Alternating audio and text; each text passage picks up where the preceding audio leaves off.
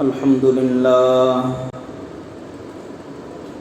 لله نحمده ونستعينه ونستغفره ونؤمن به ونتوكل عليه ونعوذ بالله من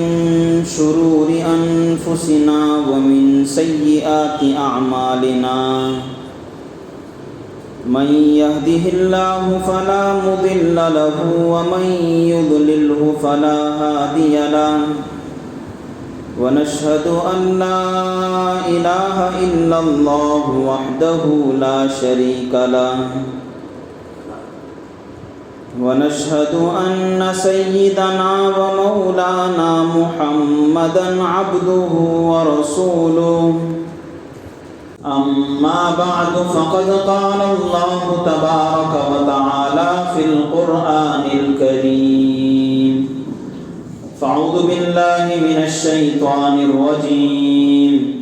بسم الله الرحمن الرحيم يا أيها الناس اتقوا ربكم الذي خلقكم من نفس واحدة وخلق منها زوجها وبث منهما رجالا كثيرا ونساء واتقوا الله الذي تساءلون به والأرحام إن الله كان عليكم رقيبا وقال رسول الله صلى الله عليه وسلم من أحب أن يبسط له في رزقه وينسأ له في أثره فليصل رحمه وقال رسول الله صلى الله عليه وسلم ليس الواصل بالمكافي ولكن الواصل الذي إذا قطعت رحمه وصله أو كما قال عليه الصلاة والتسليم صدق الله العظيم وصدق رسوله النبي الكريم ونحن على ذلك لمن الشاهدين والشاكرين الحمد لله رب العالمين. بزرگان محترم، عزیز نوجوان بھائیوں، دوستوں، گزشتہ جمعے آپ حضرات کے سامنے ایک اہم موضوع پر کلام کیا گیا تھا. وہ کلام یہ تھا کہ برکت جو اللہ تبارک و تعالیٰ کی طرف سے حاصل ہوتی ہے، اللہ تبارک و تعالیٰ اپنے خاص بندوں کو خاص اسباب اور خاص وجوہات کی وجہ سے عطا فرماتے ہیں. اس اللہ کی برکت کو، رحمت کو ہم کیسے حاصل کریں؟ اس کے اسباب آپ حضرات کے سامنے بیان کیے جا رہے تھے. اب تک جن اسباب کا ذکر آپ حضرات کے سامنے آیا، مختصر یہ کہ ایک تو اللہ تبارک و تعالیٰ کے نام میں برکت، کہ ہر کام اللہ کے نام سے شروع کیا جائے، اس کے اندر اللہ تبارک و تعالیٰ برکت رکھتے ہیں. اسی طرح آدمی تقوی کی زندگی گزارے، اللہ تبارک و تعالیٰ سے ڈر کر زندگی گزارے، تو اس سے بھی اللہ تبارک و تعالیٰ کی طرف سے خاص الخاص برکت حاصل ہوتی ہے. اللہ تبارک و تعالیٰ اپنی خاص توجہ فرماتے ہیں، اور قرآن کریم میں بھی اس کا ذکر آیا ہے وَلَوْ أَنَّ أَهْلَ الْقُرَىٰ آمَنُوا وَاتَّقَوْا، کہ اگر ایمان لا لیں یہ دنیا والے، یہ بستی والے، اگر تقوی کی زندگی گزار لیں، لَفَتَحْنَا عَلَيْهِمْ بَرَكَاتٍ مِّنَ السَّمَاءِ وَالْأَرْضِ، زمین و آسمان کے برکت کے دروازے ہم ان پر کھول دیں. اسی طرح یہ بات آئی تھی کہ برکت کے اسباب میں سے ایک سبب ہے سلام کا رواج، کہ آدمی ہر مسلمان کو، خواہ اس سے جان پہچان ہو یا نہ ہو، سلام کرے. سلام کرنے کی وجہ سے اللہ تبارک و تعالی زندگیوں میں برکت عطا فرماتے ہیں، چونکہ سلام ایک دعا ہے، اور ایک آدمی جب دوسرے آدمی کو سلام کرتا ہے تو گویا کہ وہ اسے دعا دیتا ہے۔ اور چوتھی چیز برکت کے اسباب میں سے جو گزشتہ آپ حضرات کے سامنے بیان کی گئی تھی، وہ یہ کہ آدمی صبح بیدار ہو، فجر کی نماز پڑھے اور اس کے بعد اپنے کام کاج میں لگ جائے۔ جیسے ہی آدمی صبح بیدار ہوگا، اپنے کام کاج میں لگ جائے گا، تو یہ وقت اللہ تبارک و تعالیٰ کی طرف سے خصوصی رحمت کا ہوتا ہے۔ احادیث گزشتہ آپ حضرات کے سامنے پڑھ کر سنائی گئی تھی کہ اللہ کے نبی صلی اللہ علیہ وسلم نے ارشاد فرمایا کہ صبح کے وقت رزق اللہ تبارک و تعالیٰ کی طرف سے تقسیم ہوتا ہے، گویا کہ روزی روٹی تقسیم کی جاتی ہے، صحت تقسیم کی جاتی ہے، مال تقسیم کیا جاتا ہے، وقت تقسیم کیا جاتا ہے۔ جو اس وقت میں غفلت سے دور ہو کر اللہ تبارک و تعالیٰ کی طرف متوجہ ہو، اپنے کام کاج میں لگ جائے، تو گویا کہ اسے اللہ کی طرف سے صحت بھی ملتی ہے، رزق بھی ملتا ہے، مال بھی نصیب ہوتا ہے، وقت بھی اس کا اچھا خاصا بڑھ جاتا ہے۔ تو ایک چیز تھی کہ صبح آدمی بیدار ہو اور اس کے بعد نماز وغیرہ سے فارغ ہونے کے بعد اپنے کام میں لگ جائے، تو یہ بھی انسان کے لیے برکت کا بہت بڑا سامان ہے۔ اس کے بعد ایک چیز کی طرف کہ جس سے ہمیں برکتیں نصیب ہوتی ہیں، وہ ہے جس کو رسول اللہ صلی اللہ علیہ وسلم نے اپنی ایک حدیث پاک میں بیان فرمایا۔ حدیث کے اندر ہے، رسول اللہ صلی اللہ علیہ وسلم نے ارشاد فرمایا، من سرہ ان یبسط لہ فی رزقہ وینسأ لہ فی اثرہ فلیصل رحمہ، کہ جس آدمی کو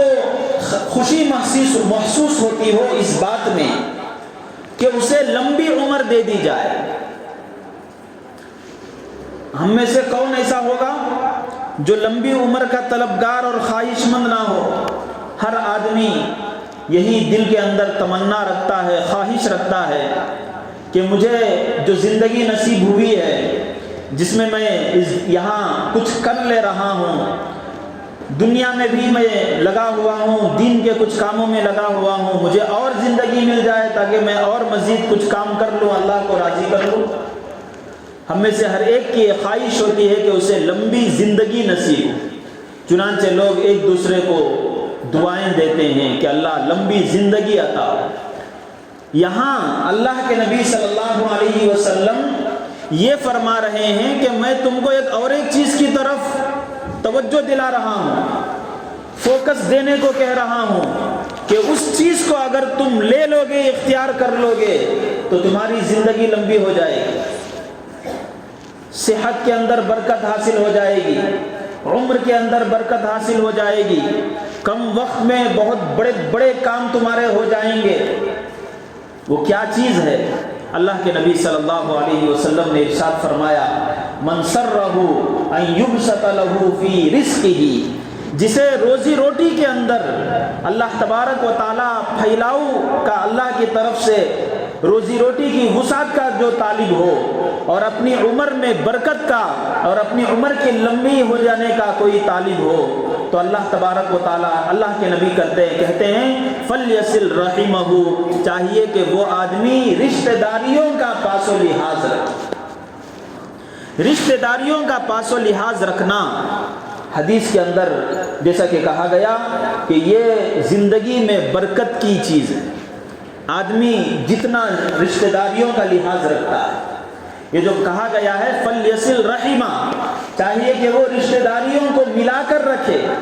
کون اس کے رشتہ دار ہیں، ان رشتہ داروں کے ساتھ اس کے کیا کیا حقوق وابستہ ہوتے ہیں۔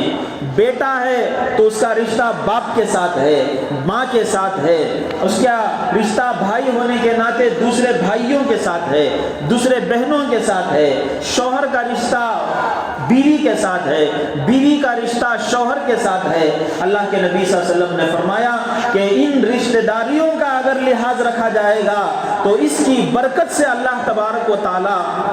انسان کی زندگی کے اندر بھی روز رزق کی برکت عطا فرماتے ہیں، اور اسی طریقے سے اس کی عمر بھی لمبی کر دیتے ہیں۔ ایک حدیث کے اندر اللہ کے نبی صلی اللہ علیہ وسلم نے ارشاد فرمایا، بخاری اور مسلم کے اندر یہ حدیث موجود ہے،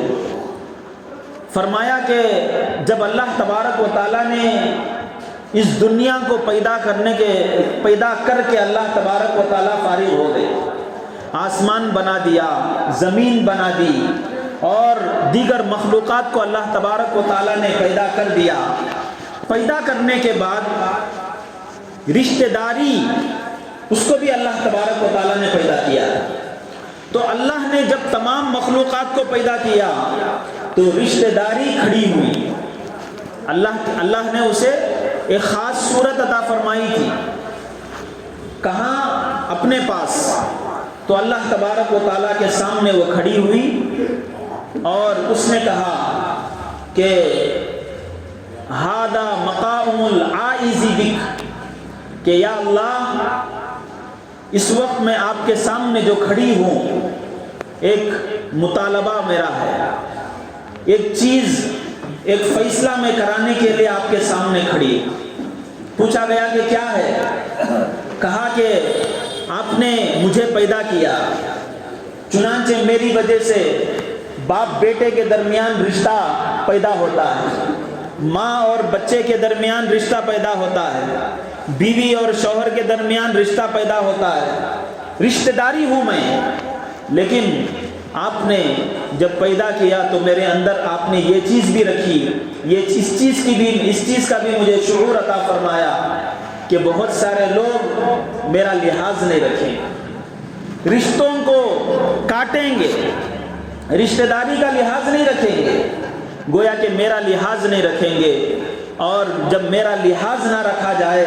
تو میں آپ ہی کی پناہ میں آنا چاہتی ہوں کہ ایسے وقت میں کیا کروں، میں آپ کے سامنے گڑ گڑا رہی۔ یہ اللہ تبارک و تعالیٰ کے سامنے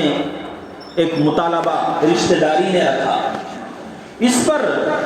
اللہ کے نبی صلی اللہ علیہ وسلم ارشاد فرماتے ہیں، اللہ تبارک و تعالیٰ نے اس سے کہا، نعم، ہاں، لوگ تیرا پاس و لحاظ نہیں رکھیں گے، میں جانتا ہوں۔ کچھ لوگ تو ہوں گے خوش نصیب جو رشتہ داری کا پاس و لحاظ رکھیں گے، لیکن بہت سے ایسے ہوں گے کہ رشتہ داری کا لحاظ نہیں رکھیں گے، رشتوں کو اپنے پیروں تلے رون دیں گے، رشتوں کو نہیں ملائیں گے۔ اس کے بعد اللہ نے فرمایا کہ اما ترضینا ان اصل من وصلک وَأَقْطَعَ مَنْ قَطَعَكَ، کیا تم اس بات سے راضی ہو، کیا تم اس بات سے راضی ہو کہ تمہارا جو لحاظ رکھے میں اس سے جڑ جاؤں، اور تمہارا جو لحاظ نہ رکھے میں اس سے کٹ جاؤں؟ یعنی کیا میں تم کو ایسا نہ بنا دوں کہ جو تمہارا لحاظ رکھے میں، یعنی اللہ، اس سے جڑا رہوں گا، یعنی اللہ کی خاص توجہ رہے گی۔ اور کیا تم اس سے راضی ہو کہ اگر لوگ تمہارا پاس و لحاظ نہ رکھیں تو میں کٹ جاؤں؟ تو اس پر اس نے کہا کہ بلا، کیوں نہیں؟ اللہ تبارک و تعالیٰ نے فرمایا فذالک لک، کہ جاؤ، تمہارے لیے یہ فیصلہ کر دیا گیا۔ یہ اس وقت ہے جب اللہ تبارک و تعالیٰ نے مخلوق کو پیدا فرمایا تھا، رشتہ داری کو بھی پیدا فرمایا تھا، اور رشتہ داری کو پیدا کرنے کے بعد رشتہ داری، ریلیشن شپ، اللہ کے بارگاہ میں کھڑے ہو کر یہ بات کہی تھی کہ میرا پاس و لحاظ نہیں رکھا جائے گا۔ اللہ نے اس سے کہا تھا کہ اگر کوئی تیرا پاس و لحاظ نہ رکھے، رشتہ داریوں کو نہ ملائے، میں اس سے اپنا کنیکشن، میں اس سے اپنا تعلق ختم کر لیتا ہوں، اور جو رکھے اس کے ساتھ میں اپنا تعلق رکھتا ہوں، جو تیرا پاس و لحاظ نہ رکھے میں بھی اس کا کوئی پاس و لحاظ نہیں رکھوں گا، میں بھی اس سے کٹ جاؤں۔ یہ بھی حدیث۔ تو اس حدیث کے اندر یہ بات ملتی ہے کہ اللہ تبارک و تعالیٰ رشتہ داریوں کا پاس و لحاظ نہ رکھنے والے سے کٹ جاتے ہیں، جب اللہ تبارک و تعالیٰ کٹ جاتے ہیں تو آپ اس سے اندازہ لگا لیں کہ اللہ کی برکتیں کیسے حاصل ہوتی ہیں۔ آدمی یہ کیسے امید لگا بیٹھتا ہے کہ ایک طرف تو رشتہ داریوں کو پامال کر رہا ہے، رشتوں کو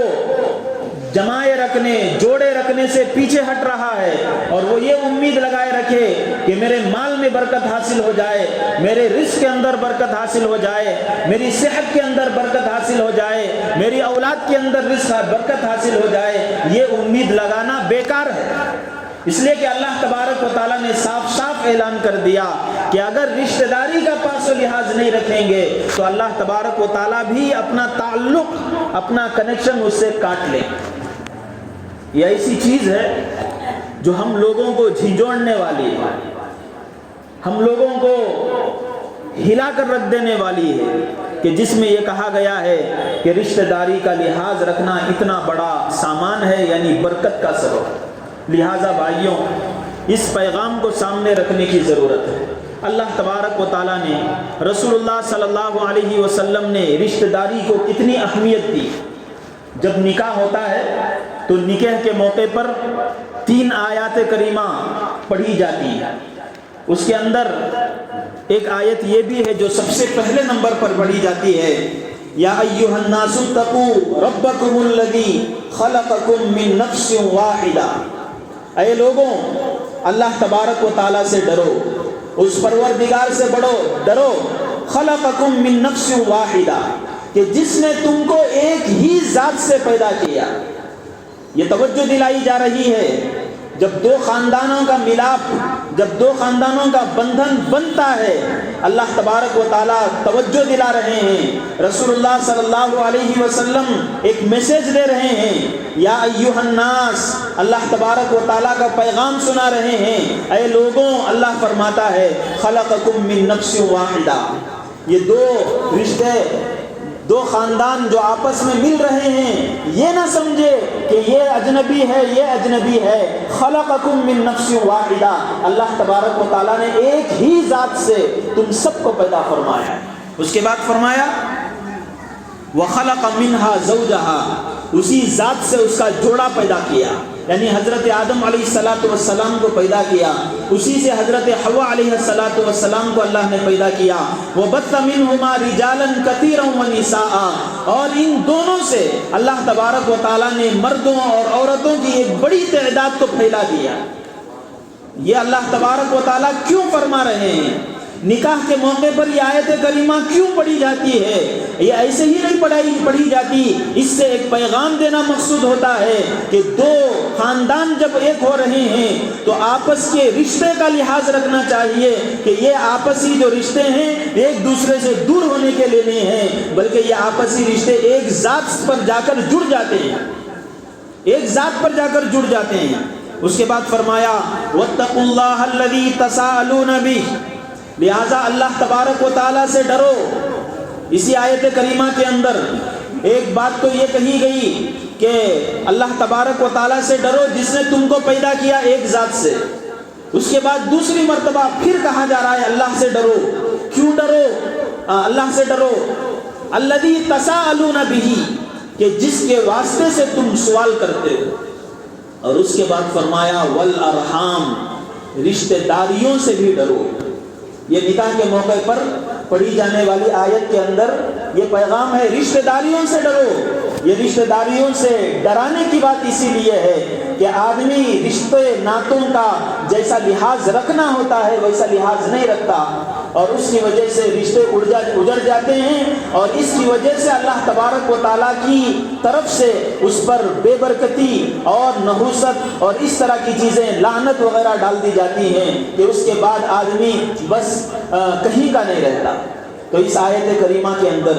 اس حدیث شریفہ کے اندر ہم لوگوں کو یہ پیغام دیا جا رہا ہے کہ برکت جس کا ہر آدمی متمنی ہے کہ مجھے مال میں برکت حاصل ہو جائے، میرے رزق میں مال برکت حاصل ہو جائے، تو ایسے کو اللہ تبارک و تعالیٰ اور رسول کریم صلی اللہ علیہ وسلم کہتے ہیں کہ برکت کے تم متمنی ہو، برکت چاہتے ہو تو برکت کے سبب کو اختیار کرو، وہ یہ ہے کہ رشتوں ناتوں کے درمیان صلہ رحمی کرو۔ یہ صلہ رحمی کیا چیز ہے؟ صلہ رحمی ہے ایک دوسرے رشتہ داروں کے درمیان ہمدردی کا سلوک، غمخواری کا سلوک، ایک دوسرے کے ساتھ اچھا برتاؤ،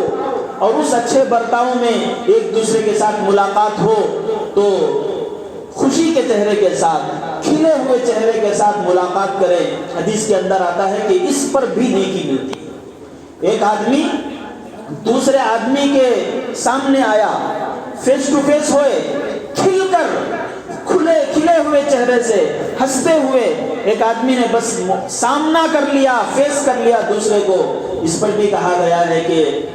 اس پر بھی اللہ تبارک و تعالیٰ کی طرف سے نیکی ملتی ہے، اور یہ نیکی بھی کوئی معمولی نیکی نہیں ہوتی بلکہ بڑی نیکی ہوتی ہے۔ تو ایک دوسرے کا فیس، ایک دوسرے کا مقابلہ کر لے، ایک دوسرے کے سامنے آ جائے، اس پر نیکی، ایک دوسرے سے ساتھ رشتہ داریوں کا لحاظ رکھ لے، غمخواری، ہمدردی اور ایک دوسرے کا تعاون، وہ تعاون خواہ مال کے ذریعے سے ہو، وہ تعاون خواہ اس کو تسلی دینے کے اعتبار سے ہو، یا پھر یہ کہ اس کے ساتھ کھڑے ہونے کے اعتبار سے ہو، یا کوئی مسئلہ پیش آ گیا تو اسے ہمت دلانے کے اعتبار سے ہو، ان سب چیزوں کے اندر، یہ سب چیزیں ہمدردی کے اندر، غمخواری کے اندر آتی ہیں۔ آج افسوس کی بات یہ ہے کہ ہم مسلمان، جن کو اللہ تبارک و تعالیٰ نے ایک جگہ نہیں، جگہ جگہ یہ کہا کہ تم سب کو اللہ تبارک و تعالیٰ نے ایک ذات کے ساتھ پیدا کیا ہے، اس جوڑے کے ساتھ اللہ نے پیدا کیا ہے۔ قرآن کریم میں کئی جگہ یہ بات آئی ہے، یہ بار بار اللہ تبارک و تعالیٰ نے اس لیے کہا تاکہ بھائی چارگی، تاکہ محبت ہو آپس کے اندر۔ لیکن افسوس کی بات یہ ہے، ہمارے گھروں کا ہم جائزہ لیتے ہیں، باپ ہے تو بیٹے کا چہرہ دیکھنے کے لیے راضی نہیں، بہن نے اپنے میراث کا مطالبہ کر لیا، بھائی نے اپنے گھر کے دروازے بند کر دیے، بیوی کے ساتھ کوئی انبن ہو گئی یا چھوٹی بات ہو گئی، رشتوں کو توڑ کر طلاق کے واقعات ہم دیکھتے ہیں۔ یہ ایسی چیزیں ہیں جو زندگی کے اندر سے برکت کو ختم کرنے والی اور لعنت اور بے برکتی اور نحوست کو مسلط کرنے والی چیزیں۔ یہاں ایک بات کی طرف مزید میں اشارہ کرنا چاہتا ہوں جس کو حدیث پاک میں بیان کیا گیا ہے کہ ایک طرف تو ہمارے معاشرے کے اندر، ہماری سوسائٹی کے اندر یہ مصیبت ہے، یہ بہت بڑا مرض ہے کہ رشتہ داریوں کا لحاظ نہیں ہوتا، اور دوسرا یہ کہ اگر کوئی آدمی کچھ رشتہ داری کا لحاظ کر بھی لیتا ہے تو صرف ان رشتہ داریوں کا لحاظ کرتا ہے۔ مثال کے طور پر ماموں بھانجے کا آپس میں ایک دوسرے کا سامنا ہوا، ماموں یہ دیکھتا ہے کہ اس نے مجھے سلام کیا تو میں سلام کروں گا، وہ اگر سامنے سے سلام نہیں کیا تو میں اسے سلام نہیں کروں گا۔ چچا بھتیجا آگے آ گئے، فیس ٹو فیس ہو گئے، یہ کہتے ہیں کہ وہ مجھے سلام کروں گا تو میں سلام کروں گا،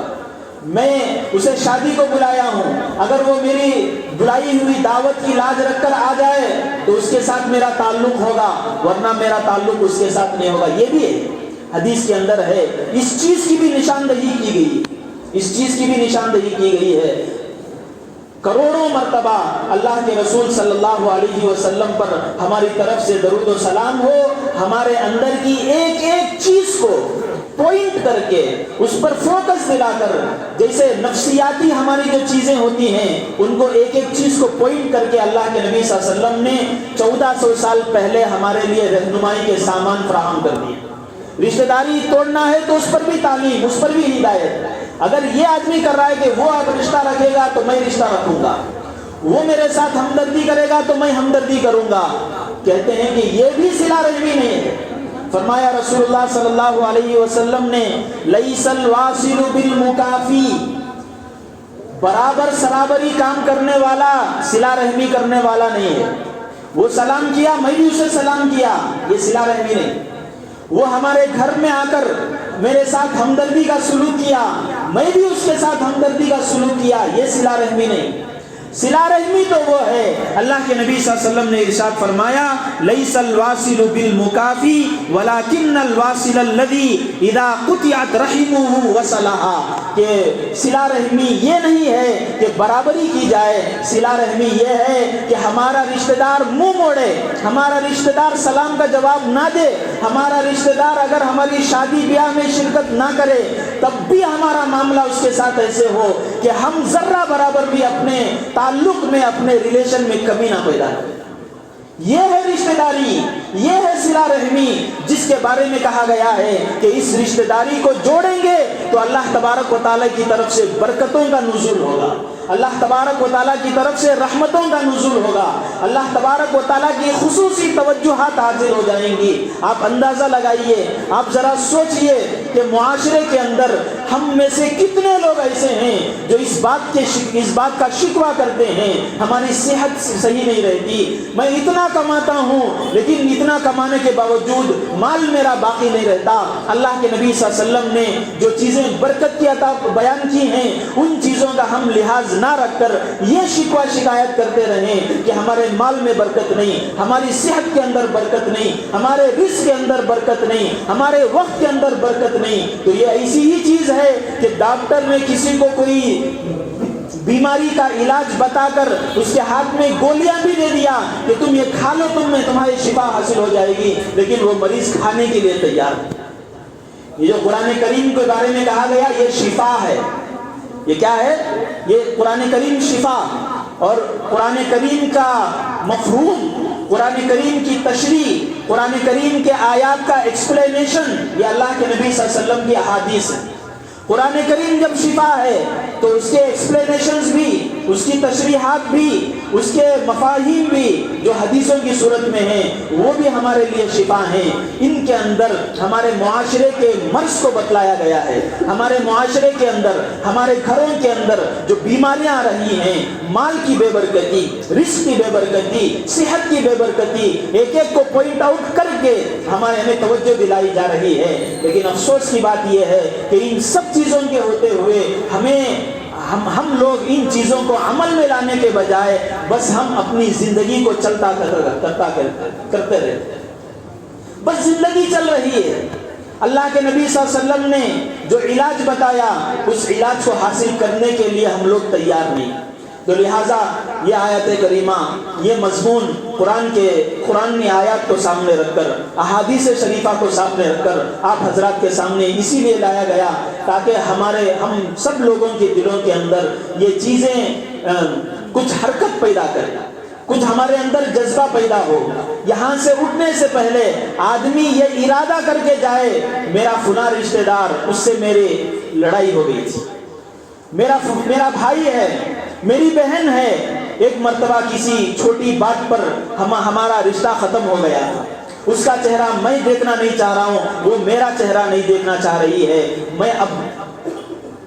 قرآن کو سامنے رکھ کر، احادیث شریفہ کو سامنے رکھ کر، ان بیانات کو سامنے رکھ کر میں اپنی زندگی کو صحیح راستے پر رسول اللہ صلی اللہ علیہ وسلم کے طور طریقے پر گزاروں گا۔ یہ کرنے کی ضرورت ہے، یہ اگر نہ کیا جائے، یہ جذبہ اگر نہ پیدا ہو جائے تو پھر یہی سمجھیے جیسے کہ اللہ تبارک و تعالیٰ نے فرمایا ہے افلا یتدبرون القرآن ام علی قلوب اقفالها۔ اللہ تبارک و تعالیٰ نے ایک جگہ فرمایا کہ قرآن کریم کی آیات سامنے آ رہی ہیں، اس کی تشریحات سامنے آ رہی ہیں، پھر بھی یہ لوگ اسے سمجھنے کے لیے تیار نہیں، اس کو اپنی زندگی کے اندر لانے کی تیار نہیں، تو کیا ان کے دلوں پر قفل پڑے ہوئے ہیں، تالے پڑے ہوئے ہیں؟ یہ اللہ تبارک و تعالیٰ نے کہا ہے۔ لہٰذا ضرورت اس بات کی ہے کہ جو باتیں ہمارے سامنے قرآن کریم کے میسج کے طور پر آئی اور احادیث شریفہ کے پیغام کے طور پر آئی، ان کو ہم صرف سننے پر اکتفا کرنے کے بجائے ہم یہ ارادہ کر کے نکلیں،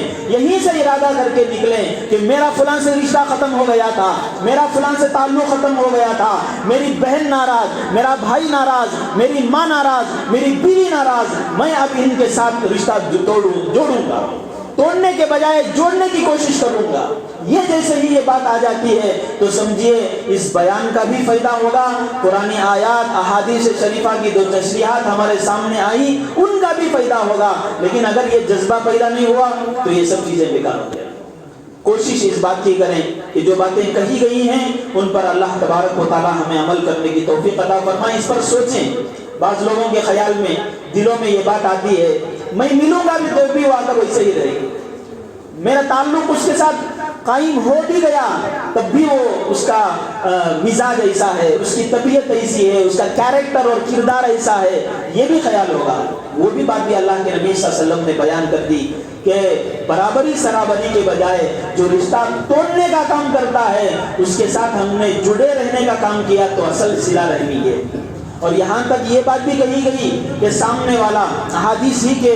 روشنی میں بتا رہا ہوں، یہ بات بھی کہی گئی ہے کہ کسی کے دل میں یہ بات آ سکتی ہے کہ میں اب جا کر مل لیا، میں اب جا کر اسے سلام پیام کر لیا، کچھ بات چیت کر لیا، لیکن یہ ایک ہی مرتبہ پر کافی ہو جائے گا، اس کے بعد اس کا کوئی تعلق پھر نہیں رہے گا۔ اس کا علاج یہ بتایا گیا کہ جیسے ہی اگر ایسی صورتحال ہو تو آدمی جب اس سے ملاقات کر لے کم از کم اپنے دل کو صاف رکھ کر سلام کر دے اور سلام کا جواب لے لے۔ اتنا کر لینے پر بھی صلہ رحمی کی چیز اس کے اوپر ڈال دی جاتی ہے، باقی سامنے والا وہ اپنی بات پر برقرار رہے، ہمارا لحاظ رکھے یا نہ رکھے وہ اس کے اوپر ہے، ہم اپنے حق سے دستبردار ہو جاتے ہیں۔ ہمارے ذمے جو کام تھا، احادیث شریفہ قرآن کو سامنے رکھ کر ہمارے اوپر جو ذمہ داری جو ڈیوٹی آ رہی تھی اس کو گویا کہ ہم نے پورا کر دیا، اللہ کے یہاں اس کی پوچھ نہیں ہوگی۔ لیکن اگر یہ بھی نہیں کیا تو ہر چیز کے بارے میں اللہ تبارک و تعالیٰ کے سامنے پوچھ ہوگی۔ اللہ تبارک و تعالیٰ سے دعا ہے کہ ان باتوں کو سرسری لینے کے بجائے ان باتوں پر غور کرنے اور اپنی زندگیوں کے اندر ان باتوں کو لانے کی توفیق عطا فرمائیں۔ ہمارے رشتے جو ہمارے بھائیوں کے ساتھ، بہنوں کے ساتھ اور دوسرے رشتہ داروں کے ساتھ کٹ چکے ہیں ان کو اللہ تبارک و تعالیٰ ہمیں جوڑنے کی توفیق عطا فرمائیں، ہمارے دلوں کے اندر کشادگی پیدا فرمائیں اور صبر نصیب فرمائیں، اور ہر طرح سے اس بری بلا سے ہمیں حفاظت فرمائیں کہ ہم اپنے رشتوں کو توڑ لیں۔ اللہ اس سے ہم سب کی حفاظت فرمائیں، اور جیسا کہ کہا گیا کہ یہ بھی زندگیوں کے اندر آنے کی برکت ہے۔ اللہ تبارک و تعالیٰ ان برکتوں کو ہمیں حاصل فرمائیں۔